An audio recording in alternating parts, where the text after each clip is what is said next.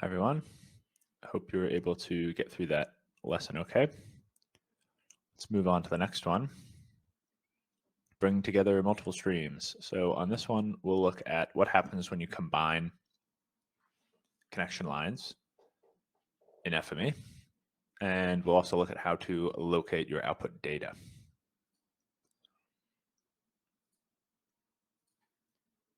This is where we left off in the last exercise. We have business owners connected up, and you should be able to write that out now without any errors. You should be getting 100 features there. And we haven't touched the public art feature types yet. So we'll address that in this lesson. When you connect multiple connection lines to a single port in FME, your features accumulate. It's basically a union of the features. So I could, for example, send 114 of these public art features into the same port over here. Now, of course, that wouldn't really make sense. These features have a different schema and they're not business owners' data, but they would simply be appended at the end of that record. So we're not going to do that, but what we do want to do is we've decided, or I should say Sven has decided, he'd like all of these different neighborhoods, the public art features, to just be in a single feature type called public art in the new data set. He doesn't want them to be separated by neighborhood like that. And so to do that, the easiest option is we can just use this downtown feature type as our new public art feature type, and then we'll delete the other ones afterwards that we don't need. So I'll double click the downtown feature type to open its parameters, and I'll rename it. I'll call it public art, and you can see what you're actually naming for the format here. This will vary based on format. For geodatabase, it's the feature class or table name. And then for geometry, I'll choose geodatabase point, which is the issue we corrected last time.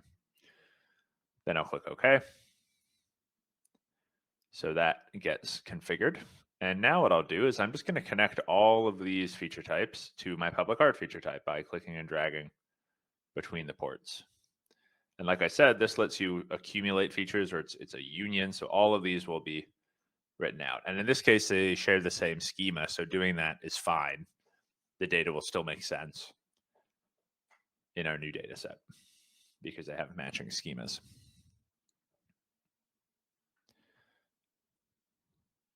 Now that I've done that, I can delete these other feature types that I don't need. So I'll select those by clicking and dragging and then hitting the delete key or right click delete.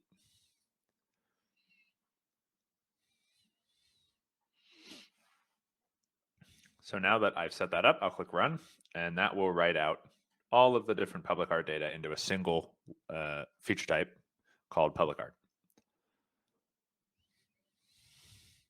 So that was successful.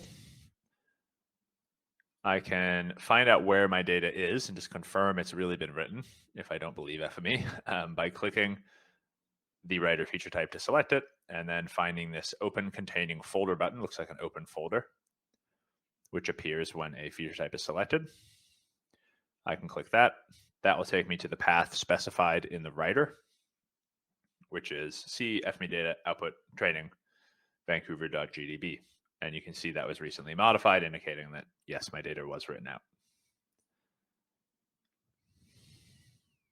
In the next lesson, we'll actually inspect that data, and we'll look a little bit more at inspection as well, or in a later lesson, I should say. But for now, that's all we're doing. So we're choosing one of the writer feature types to be our new sole feature type. We're naming it public art and setting its geometry. And then we're connecting all the feature types to write all of those features from the source data from multiple feature types into a single destination feature type. Go ahead and work on that exercise. That will probably take about 5 minutes. Again, let us know in the chat or via call for assistance if you have any questions. Thanks.